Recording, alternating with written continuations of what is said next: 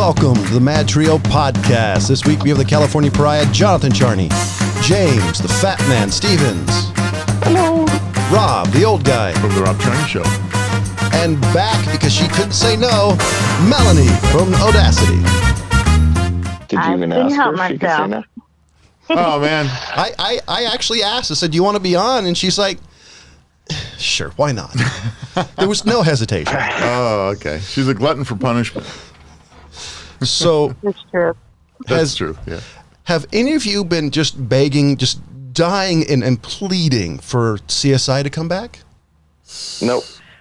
So CSI Las Vegas is making a comeback. You know, I saw that. I was trying to figure out what the heck. Are they just popping it or what? So from pop culture. Pop culture. By the way, apparently that's hard for me to say. CSI Vegas cast unite and first sneak peek. I can't speak. Don't you love those days? CSI Vegas cast reunites in first sneak peek. So the brief hit that I actually read before this website started just not working is the crime lab's an issue. It has having issues. Something happened, and you had Gil Grisham, Georgia Fox's Sarah Seidel, and a couple other people. The guy who played Brass is coming back, I guess, to save the crime lab. So something's supposed to come back. So you have some of the original cast uniting. Wow. I'm hoping so a bunch George, of the old guys like me in diapers. Right. I'm hoping George Eds, I'm hoping, is coming back, and was the I'm hoping the guy who was on crutches comes back. 'Cause he was there, right? The guy who was on those Oh, yeah. the radio show host guy, but I can never remember his actual name. It'll be interesting to see who they actually get. So this should be in production now if it's coming back. Yeah, my guess it's either starting or in the middle of doing it. It doesn't really say. Well, But, okay, did they ever, so, do you remember it was right around the time they had the miniature killer guy? They had this one killer who would, like, I don't know, he was like a contortionist or something. And he hid in the back of somebody's trunk in, like, the tire compartment. mm-hmm. And it was all like latex or something. He squeezed out and killed the person and got away with it. So it's But the they Gimp never in Pulp followed up- Fiction. Yeah, that's kind of what it reminded me of. But they never had a storyline about him. Well, maybe they I will always now. wondered about that one. Maybe they'll follow up with that one. But it was right around the time that the miniature killer guy was active. That's kind of when I actually checked out, because I got it just Okay. they just stayed so long on this really stupid storyline for So me. much of I think Las Vegas, so much of the storylines just dragged on, and it Yeah, towards there was quite a few that did that. towards the end, particularly the last season, it was a little off the rails. My opinion, and I think Yeah. writers changed a lot, and I believe my opinion is when you change writers a lot, they don't stay directly with kind of where the storyline was going or what they were doing, where the development of that storyline was, and so you get some new writers in, and all of a sudden it goes left hand, or it goes right over here. They go way off the rails. I don't know. My opinion. When I was watching Doctor Who, there was a few writers that I really liked their episodes because they were really either dark or twisted or had some good humor in there. And you could always tell which ones they were at the beginning of the episode when they said which writers were involved. Yeah. So I completely understand what you're saying. So talk about something that can get dark, twisted, and definitely go off the rails. We have a message from our sponsor. Today's show is brought to you by Audacity, the unforgettable party game for mischievous people. They have online monthly game nights on Discord, so make sure you stop by their Facebook page for event times and dates. You can also grab a free quarantine version of the game straight off their website. Audacity, the unforgettable party game for mischievous people. Yeah, there you go. So how was that transition? We got Ms. Audacity here.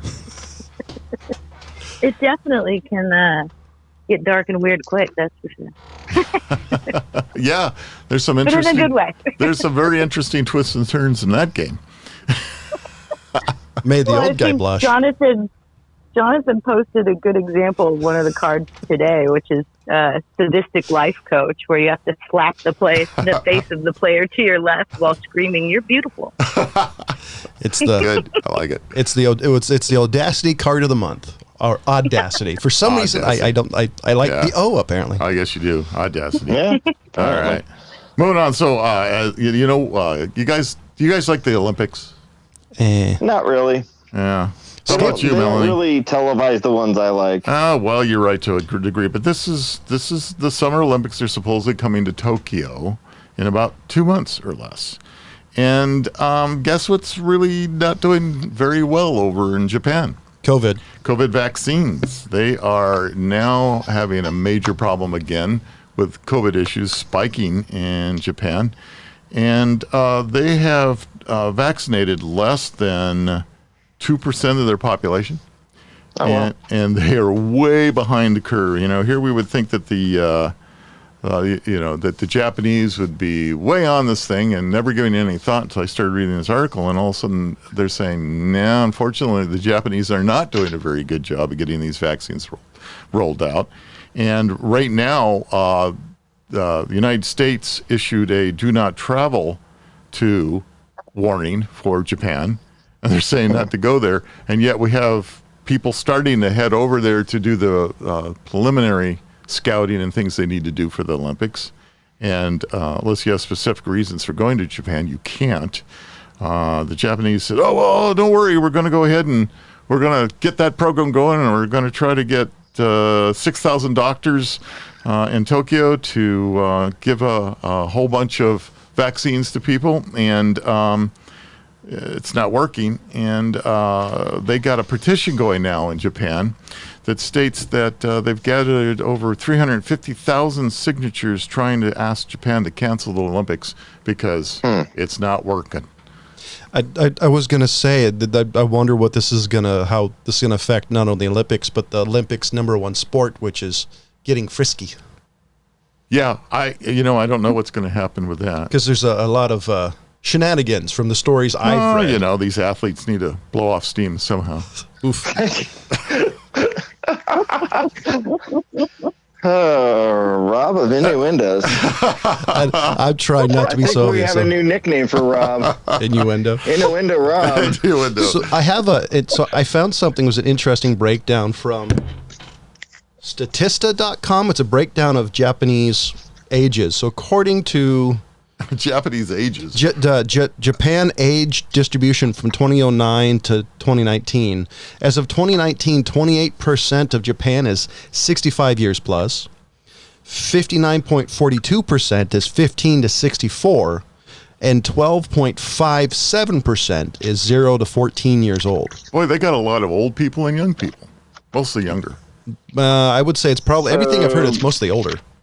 Well, what does this have to do with them getting the vaccine? I don't know. It's the fact the government I'm just curious. I'm just wondering. my thought process, because when the vaccine first came out here in the States, everything they were telling is that, if you're beyond a certain age, you get it. So they were really trying to get the older folks, Sure. like the old guy, to get it. So with a population as old as Japan, I'm surprised that they're not doing a better job? Yes. Yeah, well, I mean, maybe it's cheaper just to let them get sick and die than to keep taking care of them. I don't know. It's Japanese. Maybe it's monetary. You never know what goes on in foreign countries. Well, heck, our own country alone, as far as what our politicians are thinking at any given time. So, true. I don't see. This is the thing where you're wrong. There's some presidents that I knew exactly what they're thinking. It was, chirp, chirp, chirp. It's really funny, So, what was Bill Clinton thinking, John? He wishes he had certain Audacity cards. Make life a Probably little fun. played those. Get under the desk. Oh yeah, See, there you go. Did you have one like that, Melanie? It has that crawling through Get the under legs. the desk. There's a crawling through the legs one that I've seen videos on. And check out their YouTube, by the way. It's hilarious. Okay. We could write one for him, There you go. We could make that card. In the next release, after the show runs for a while, we'll get a lot more things for your cards. Right? Call it the Clinton. No, say it. Sometimes a cigar is just a cigar. Jeez. Where are we? Some days we really go kind of like CSI off the rails here. By the way, this is all your fault. I know. I'm good So, Uh-oh, here we go. what do you guys think of climate change? Do you think that you should go and protest on a farmer's land? Why would I want to go protest? So Period. Why would I go on a protesters farmer's decided land? to invade a farmer's property to protest against genetically modified food. Where was it, And by the way? a private property. I can't find the actual place of it. That's what I was trying to find, but they don't actually have it in the article. But so anyways, they decided to go out there and pitch their tents. I'm sure Rob will enjoy that humor. Anyways, the farmer got a little unhappy, hooked up Blew some loads out a of him. septic trailer to his tractor and went out and sprayed his field. I was right. He blew some loads. Yay! Good on that farmer. Jeez. That's hilarious. Yeah, I think that's a great way to deal with protesters. Well, that reminds me of something James and I always kind of joked about is next time they had a PETA protest in our local area is we always wanted to rent like a food truck or, do like fresh meat and throw a barbecue and because we know enough people who are jackasses like each other that we could have a lot of fun and it's. I still wish they would actually say where this happened at. I don't find it anywhere in the article. I got a quick question for you where James looks it up. Have you heard of the movie The Greenbook? Sounds familiar. I just can't. This was made in 2018, and I had a very young child. I still have a young child, but it was very young at that time. Oh. And it's with Viggo Mortensen, and it's about So basically, there was an African American gentleman who came from a rich family who was an amazing musician, and he hired Viggo Mortensen's character, who was Italian. I guess he's an Italian bouncer named Tony Lip Vallanlonga. And Okay, you're in trouble already. yeah, I know. But I watched a couple of YouTube clips, and this movie looks amazing. So the Green Book basically, from what I've heard, is a book that African Americans would use to tell them what areas are safe for them to go to or not in the South and other areas. All right. And this is about Viggo Mortensen's character was hired to drive this African American through the South on a musical tour. Oh, yes. I've heard of And it. so some of the clips I've seen, it looks like a damn amazing movie, and I don't ever remember hearing about it. And I love Viggo Mortensen. There was a television review of that particular movie that I saw maybe 2 months ago about it coming out. So I had forgotten about it until he mentioned it because I didn't see it released anywhere. I haven't seen it on Netflix, and I certainly haven't seen it on any of the other premium streaming services. What is this, gentlemen? I haven't either. This really bothers me. I can't. The descriptions I'm looking at doesn't tell me. Oh, classical pianist Don Shirley was the gentleman in his real life name, the person's name. I would just shout out to you guys because I'm always looking for good movies that aren't kind of the Marvel superhero movies. And I'm pretty much down for anything that's Viggo Mortensen. Well, according to IMDb, Rob, you can rent it for $4 on Prime Video, but I don't see it anywhere else. Oh, well, that answers the question because I'm already. You know what pisses me off about not that movie, but about renting a movie from a service that you already pay a premium for? Mm-hmm. It's ridiculous. Exactly. I mean, you're paying money on top of money. I agree. Yeah. So I won't do that. It's probably more than likely the deal with a distributor. I don't care who the deal's with. My point is that I already pay for the service. I'm not paying for another stinking movie. So John, you remember the movie Chocolate Warrior? Yes, actually. So I was going to go watch that. I couldn't find my copy. So I look online, and it says Netflix has it. Really? So I go on Netflix, and I search it. I can't find it. And I'm like, okay, I'm pretty sure I put this in my list, and I couldn't find it in my list either. And then so I look, and I finally find it, and it's not allowed in my region. That's what pisses me off. Not allowed in your region. Is they have it in their library, Right. but for some reason, they're not allowing it to be played back in the United States. So this is the one That's thing. what they mean by when they say region. Got It's it. not allowed in your region. It means that it's not allowed I thought in the maybe United States. they're against California.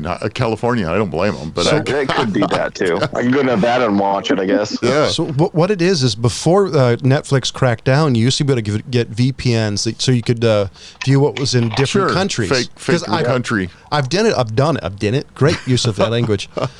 Wow, that wasn't proper at all. Maybe you shouldn't admit this. Well, But that's a great idea this for all was- those who have VPNs that can adjust your Well, VPN here's- settings so it shows you're in another country. Well, here's the thing. They'll ban you and your account if they do it now. So, And you and your router. yeah, they'll ban your IP address. So, before, I do it as a journalist to figure out what was on there. So it was kind of cool. You could see all this different content because it's all distribution deals. Yeah. Huh. Elon Musk says that he's going to put rocket boosters on his Tesla Roadster. He wants to do 0 to 60 at 1.1 seconds. Reminds me of a limerick from one of the Leprechaun movies. Oh, boy. SpaceX, he's going to put SpaceX rockets. I love Elon Musk. He's a $1 billion troll. We usually talk to him about him every episode because there's always something new and exciting that Elon does. He needs to sponsor us as well. I just heard of something that made me cringe. I want to see what everybody thinks. Jägermeister, was a Jägertini? It's like a Jägermeister martini or Yangertinger. or a Jägermeister. What was a mixed drink with Jägermeister, and I don't have great relationship with Jaeger, so I was wondering I don't what know you guys anybody think. does. It's not. Nobody has a good relation. No. Melanie, Never did touch you that get? stuff again. Yeah. See, Melanie had an experience with it. Why don't you tell us how much fun you had? Did anybody tell you what you did while you were on it? Oh no! See? It was bad. It was bad. It was real bad. Apparently, I tried to walk up a freeway off ramp. It's one of your friends told you to go play in traffic. Things. I think You're a bit of a wild child. I can tell. I think I had like No. No. I think one night I had 6 or 7 Jaeger. Was it 6 Red or Bull? 7? It's like Jägermeister, Red Bull, and something else, if I remember correctly. Lord. And I think that's I'm already barfing. well, yeah. The next couple of days were a little rough. Yeah, that's not a good mix at all. Not good. Because the guy's comment was, "Oh, they're trying to refine the brand. Have people instead of Jaeger bombs, it's a refined drink." And the guy was tasting it, saying, "Oh, this is in it. This is the flavor I'm getting." And the whole time I'm thinking, "Yeah, everybody I know is thinking of bad decisions. Yeah. You're never gonna get it to." Right? That's exactly right. See, Melanie even agrees with that one. I want to. Absolutely. I mean, it already tastes like candy. It's already trouble. What are you going to refine? You're going to make it more trouble? I don't think so. No, thank you. Well, that had always been my line with any of these sweet mixed drinks. I mean, it's ridiculous. I mean, my day it was Coke and Southern Comfort for the girls. Boy, did that work. See, that sounds nice. I could do that. Never got any complaints in any count. Well, that's like my all-time favorite stories is picking on friends of mine, like their girlfriends drinking like a Bahama Mama or Sex on the Beach, something that's super sugary and high alcohol content. Yeah. He's drinking Coors Light, and she's Coors Light. after Coors Light. yeah, Coors, however you say it. They're not paying, so I'm going to mispronounce it. That's right. what I'm going to pick to it. Yeah. And so she's hammered because she's had 2 of them, which is a lot of alcohol for most people. Yeah. And he's like, "Look she's a lightweight," and you're like, "Dude, you've had what, 4 beers? That's like 16." Yeah, and she weighs like 98 pounds. Yeah. It's like, come on. That always made me laugh. It's like, hold on, let me make you a drink. I can make you one that you can't taste. Make you on the floor within 45 minutes. Let's. See, that's I just trouble. made I need trouble. to taste the alcohol so that I don't want the rest of the drink. There you go. You need to sip it slow. Once it's sugary, I just keep sipping on it, and I lose control of or count of how many I've had. And the sugar, oh God, that's just asking for the world's worst hangover. I can't do the sugar drinks anymore. That's a bad decision for sure. I'd like the quote unquote girly drinks, but I always make them a little stronger just because I kind of agree. I heard it was an old Scotsman or Irishman. This was on Star Trek. A little bit of pleasure should always be followed by a little bit of pain. So I'm like, okay, I know there's alcohol in there. No, I don't agree with that line at all. Sorry. I want to taste the alcohol in there because I could, with some of the cocktails I've played with, I could easily see like painkillers. You can easily make it incredibly alcoholic and not taste it because it's basically it's Coco Lopez, pineapple juice, and orange juice, and anywhere between 2 and up of rum, and you literally can't taste it with like 3 ounces of rum. Well, that's trouble in a cup. I believe it, and because of the reasons I'm not a drinker is because I burnt myself out in the 70s and 80s with it, and I'm never doing it again. Once is enough. Yeah, well, this is why I just have one. I generally don't have more than a cocktail. Jeez. So, how do you guys like hypocrites in politics? I think we need to shoot them. Yeah, so... We need politicians, James. You can't kill them all. Crossing borders from us here, going over to Michigan, they have a governor... Crossing borders? Crossing borders. A lot of borders to get over there. Governor Gretchen Whitmer. She's, says one thing and does another. She got caught. They've had a very strict lockdown there in Michigan, and not that I blame them for locking down people in Michigan, but... Ooh, I think that's, ladies and gentlemen, Old Guy Tech TV and Real Flicks Reviews, MadTrio podcast, disregard. Hey, my opinion. The guy's entitled to his own opinion. But apparently she was caught doing what she told her constituents not to do, and that was to meet in larger groups. She was photographed and filmed and meeting in the group of larger than 12. So it's like Newsom. Yeah, so she did that, and then she got caught flying private from Michigan to Florida to visit her father, which is fine, I guess, except, the carbon neutral people are going crazy because she took a private jet. And then she took some aides with her, her congressional aides with her from her governor office, and they went on down to Florida to go out to have a good time and party down in Mexico. So, which they shouldn't have been doing either. So she pulled a cruise. So it seems to be... She pulled a Newsom/Cruz. Huh? Yeah, I guess. Apparently, can you guess what political party she's on? Well, the opposite of Ted Cruz. That's why I... Yeah, Democrat, of course. I hate to say that. I don't like to put anybody under a huge umbrella much. In all honesty, I don't really blame him. If I had to stroke to sneak away, I would do it. But I would like to. I'd like to believe. You're not standing out there in front of your whole population of your state and tell them, no, you can't go out and meet with large groups of people. Yes, you have to wear masks all the time. By the way, which she was not wearing. You stand there and you do that, and you know what? What I always said about entitled people, how much they piss me off. And this is an exact example of somebody who's absolutely entitled. They feel they're entitled to do whatever they want. It's, do as I say, not as I do. And it just pisses me off. But the thing that's... should be reprimanded. There should be consequences for things like that. Like...